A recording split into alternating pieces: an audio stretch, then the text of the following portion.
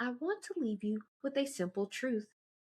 Knowledge is the ultimate protection. In our world, protection isn't just about what you do in the doctor's office. It's about the holistic way to guard your energy, your body, and your information. Whether it's protecting your most intimate data from a legal subpoena or protecting your uterus from the systematic inflammation caused by chronic stress, you have to remember one thing. You are in the driver's seat. For too long, reproductive health has been something that happened to us, diagnoses that were delayed, data that was sold, and the pain that was dismissed.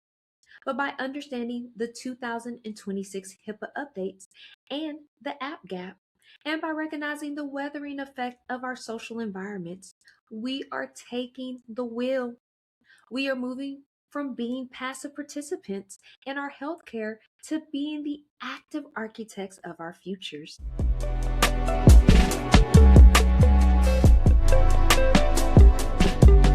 They been cramping my style all week. Craving chocolate trees, checking pants, checking seeds, sipping herbal tea, and fight for menstrual equity. Sheesh, man, I kick Cramp's ass. Kick Cramp's ass. Kick Cramp's ass. Kick Cramp's ass. Kick Cramp's ass.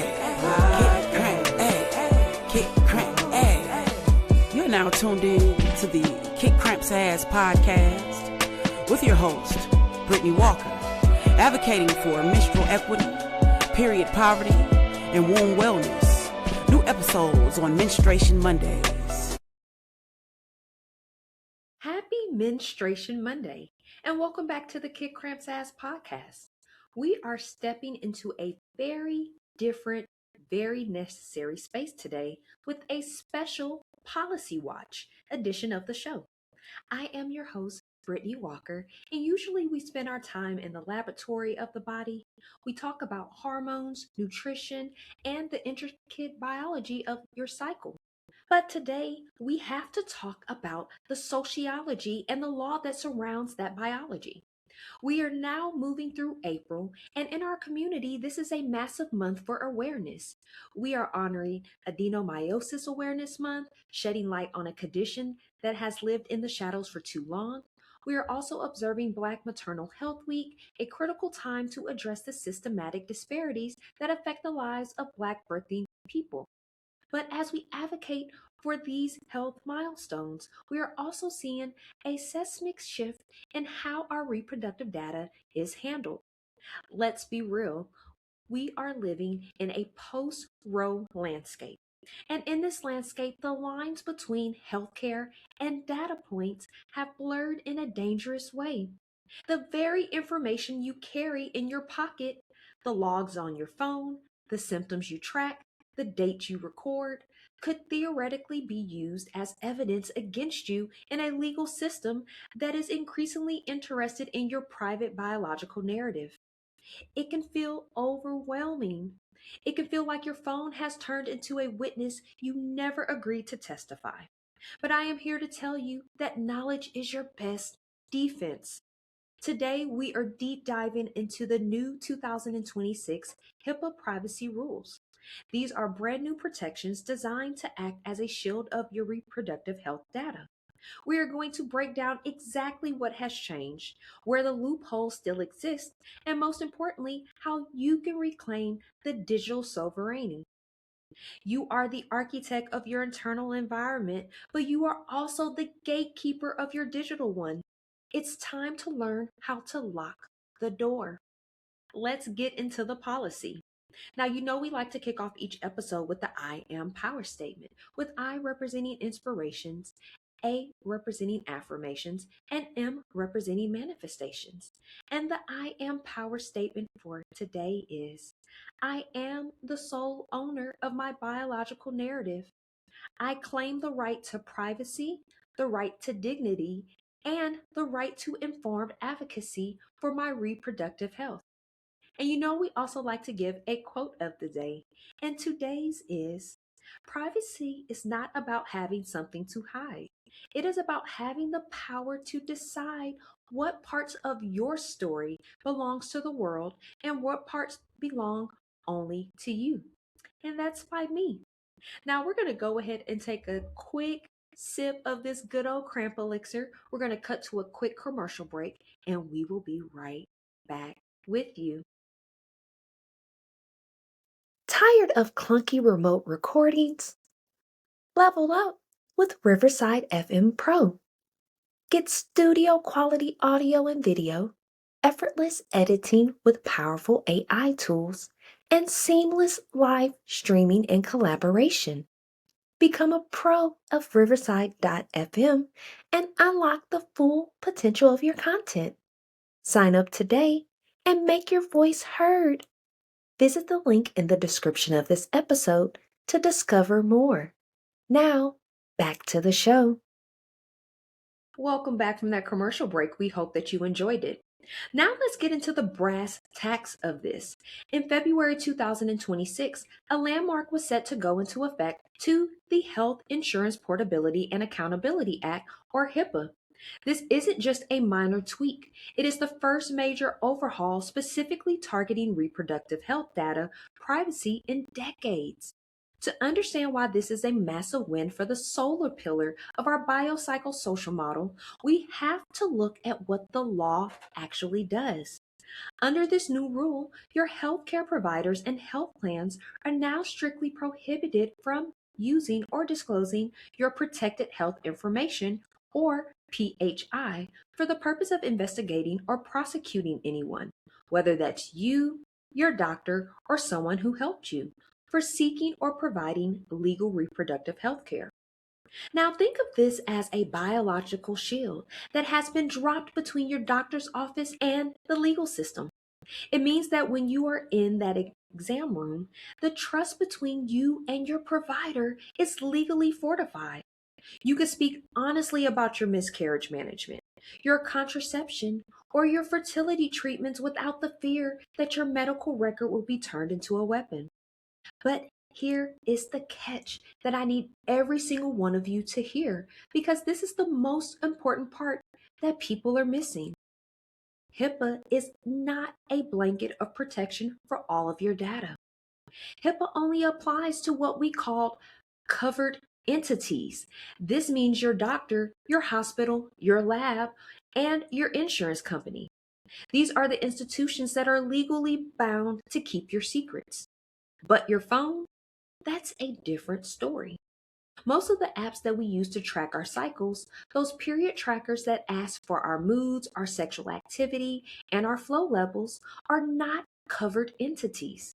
They are consumer products. When you click I agree to those terms of service, you are often agreeing to a completely different set of rules.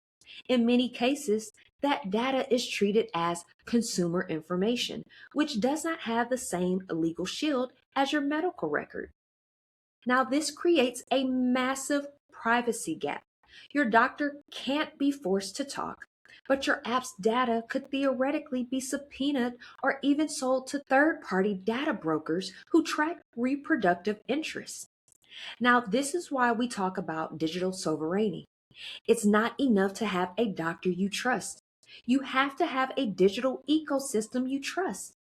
As we move forward in this post-Roe landscape, we have to be as intentional about our data hygiene as we are about our hormonal health.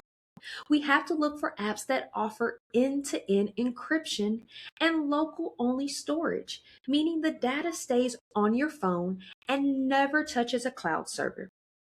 Knowledge is the first step to protection. You've worked too hard to balance your internal environment to let your digital environment undermine it. We are the gatekeepers now. Now, this is where we have to be extremely careful because there is a massive misunderstanding about what privacy actually means in the digital age. Most people assume that if an app is about health, it's protected by health laws. But this is a dangerous assumption. Here's the cold, hard truth. Most period tracking apps are not covered entities under HIPAA. If you are entering the start of your cycle, the intensity of your cramps, your mood swings, or your sexual activity into a free app you downloaded from an app store, that information is often treated as legal consumer data and not medical data. Why does that distinction matter? Because consumer data doesn't have a shield. In our post-Roe landscape, this data, your most intimate biological diary, can be subpoenaed by law enforcement or even more commonly sold to third-party brokers, like we mentioned earlier. These brokers then build behavioral profiles that can be bought by anyone from insurance companies to predatory marketers.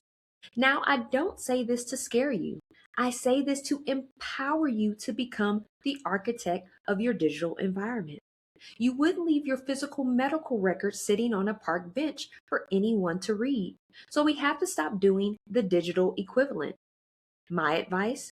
You need to look for two specific technical features when choosing how to track your cycle. First, look for end-to-end encryption. This means that the data is scrambled for that moment, it leaves your fingers, and can only be unscrambled by your specific device.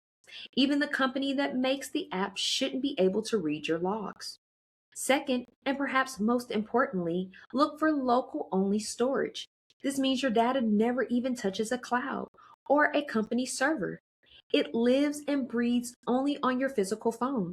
If you lose the phone, you lose the data. But it also means that no one can leak or sell it because they have never had it in the first place. Finally, check for a privacy first seal or look at where the company is based. Jurisdictions like Europe under General Data Protection Regulation or GDPR have much stricter rules about reproductive data than we currently have in the United States. We must be the guardians of our own information. Your cycle data is more than just numbers on a screen. It is the story of your health, your autonomy, and your future. Let's make sure you are the only one who has the key to that story. Now we're going to cut to a commercial break and we will be right back with you. Periods got you down?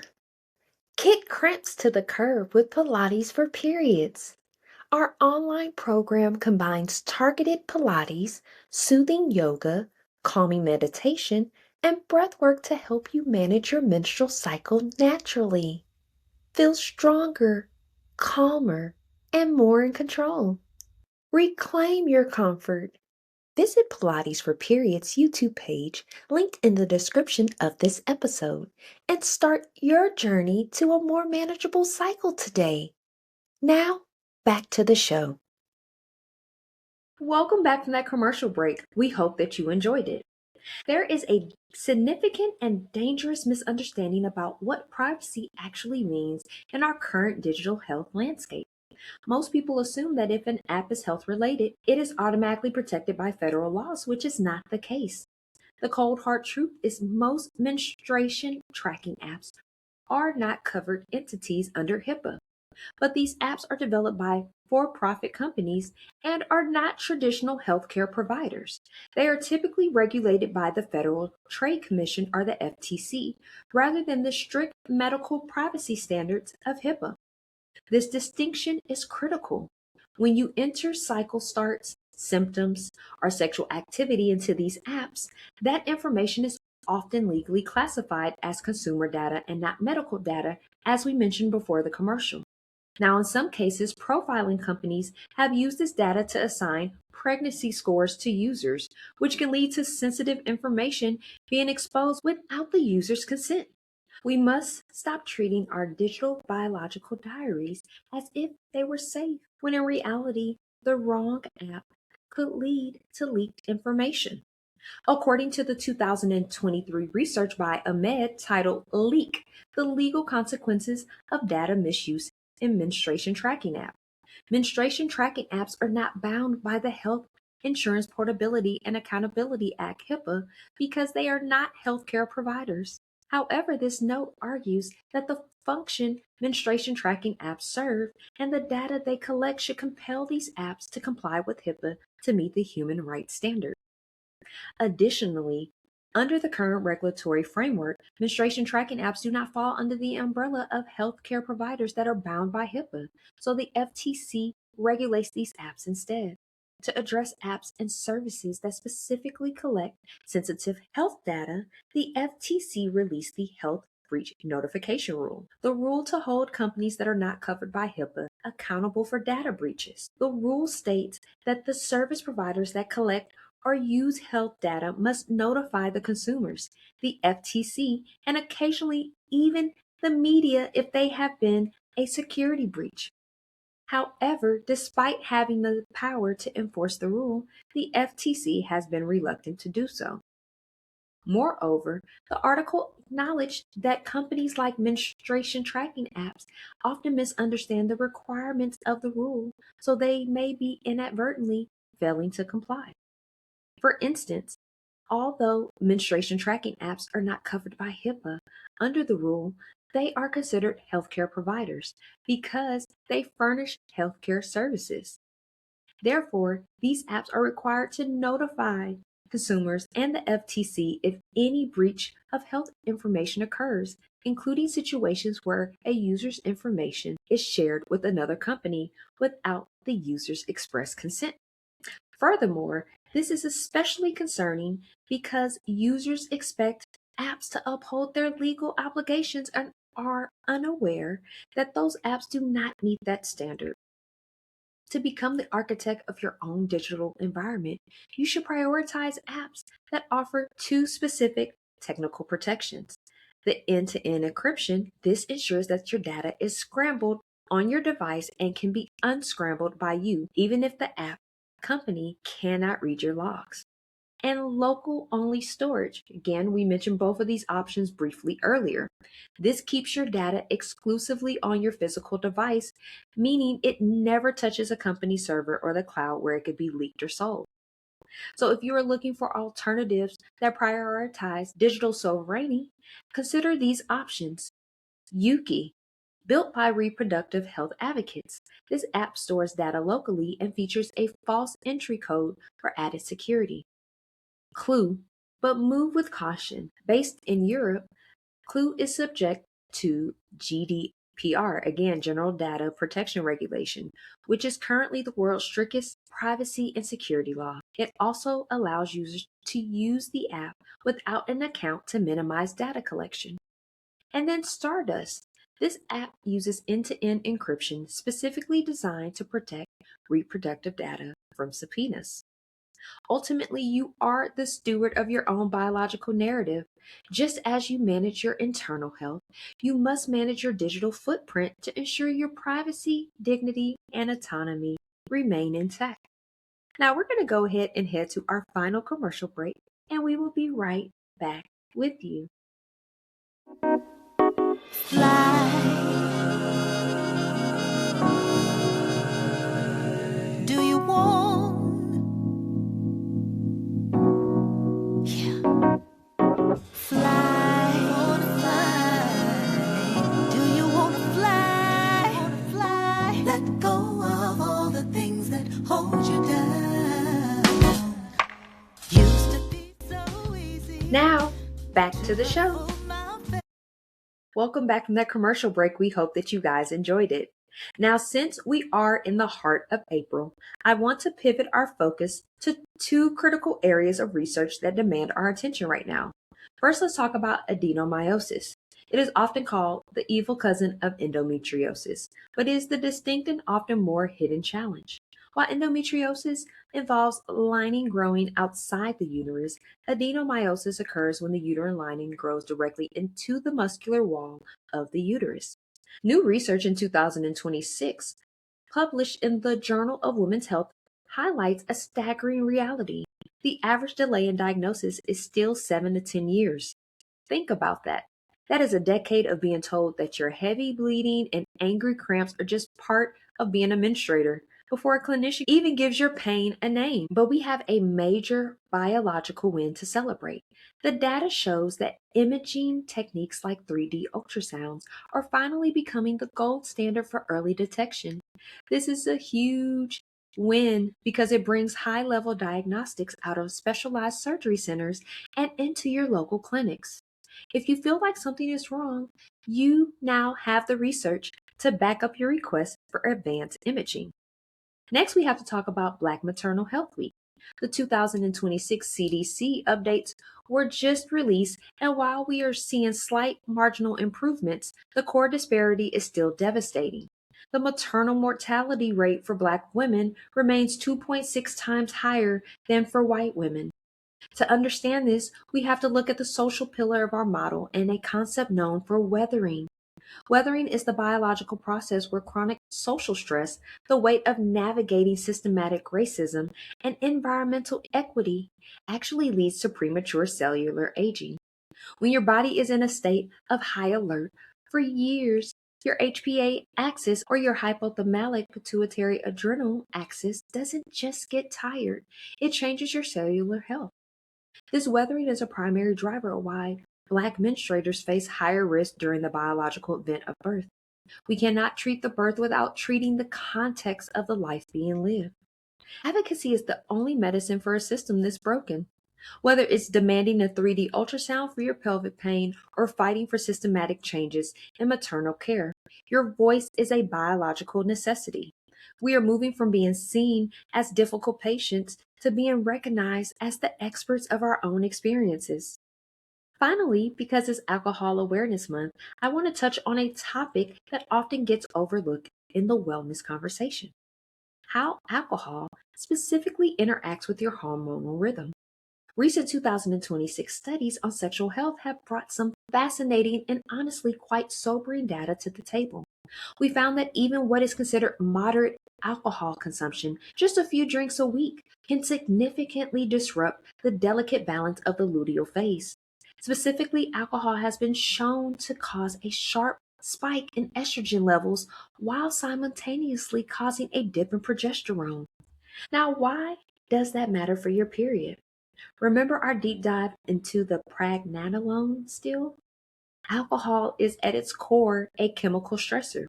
That moment it enters your system, your liver, the very organ responsible for metabolizing and clearing out excess estrogen, has to drop everything to prioritize clearing those toxins. While your liver is distracted, your HPA axis perceives this chemical shift as a threat and spikes your cortisol. As we know, when cortisol is high, it steals the resources needed to make progesterone. This creates a double whammy. You have too much estrogen circulating because the liver is busy, and too little progesterone because your stress response is redlining. This hormonal imbalance is exactly what makes your PMS symptoms feel unmanageable and your cramps feel angry. You are essentially creating an inflammatory environment right when your body needs calm the most. If you've been struggling with severe cramps or mood swings, your social fix for the rest of the month might be, I'm calling, a damp April. I'm not saying you have to give up everything forever, but try reducing or eliminating alcohol for these final weeks of the month. Observe how your body responds when your liver is free to do its job and your HPA axis isn't being triggered by a cocktail. You might find that the peace you've been looking for is actually found in the absence of the extra stressor. Now, as we wrap up today's Policy Watch edition, I want to leave you with a simple truth. Knowledge is the ultimate protection. In our world, protection isn't just about what you do in the doctor's office. It's about the holistic way to guard your energy, your body, and your information. Whether it's protecting your most intimate data from a legal subpoena or protecting your uterus from the systematic inflammation caused by chronic stress, you have to remember one thing: you are in the driver's seat. For too long, reproductive health has been something that happened to us, diagnoses that were delayed, data that was sold, and the pain that was dismissed. But by understanding the 2026 HIPAA updates and the app gap, and by recognizing the weathering effect of our social environments, we are taking the wheel. We are moving from being passive participants in our healthcare to being the active architects of our futures. I want us to ground ourselves in our power statement one last time today. If you're driving, if you're walking, or if you're just sitting in a quiet moment, I want you to feel the weight of these words. I am the sole owner of my biological narrative. I claim the right to privacy, the right to dignity, and the right to informed advocacy for my reproductive health. Claiming that right isn't just a psychological win, it's a biological mandate. When you stand in your power, your nervous system notices. When you advocate for your health, your HPA axis begins to find its balance. I am Brittany Walker, and it is my mission to make sure that you have the tools to stay both empowered and protected. Please check the description of this episode to find where the 2026 HIPAA compliance guide stands in regards to reproductive health. And follow the links to the Adenomyosis Research Foundation to learn more about the 3D imaging breakthroughs we discussed. Your story belongs to you. Keep it safe. It has been an absolute honor to share this space with you for the 4th episode of Season 4. Feel free to comment on this episode, or for a more intimate interaction, feel free to email us at contact@kickcrampsass.org. If this episode resonated with you, please share it with one person who needs to hear it, that their pain has a purpose and a solution. Subscribe to our platforms to keep updated on the latest news, resources, tools, and tips, which will also be in the description of this episode. Also in the description, you will find resources that we mentioned and that could also assist you with managing your menstrual cycle better. Now, stay empowered, stay private, and remember, you hold the baton. I'll see you next Menstruation Monday.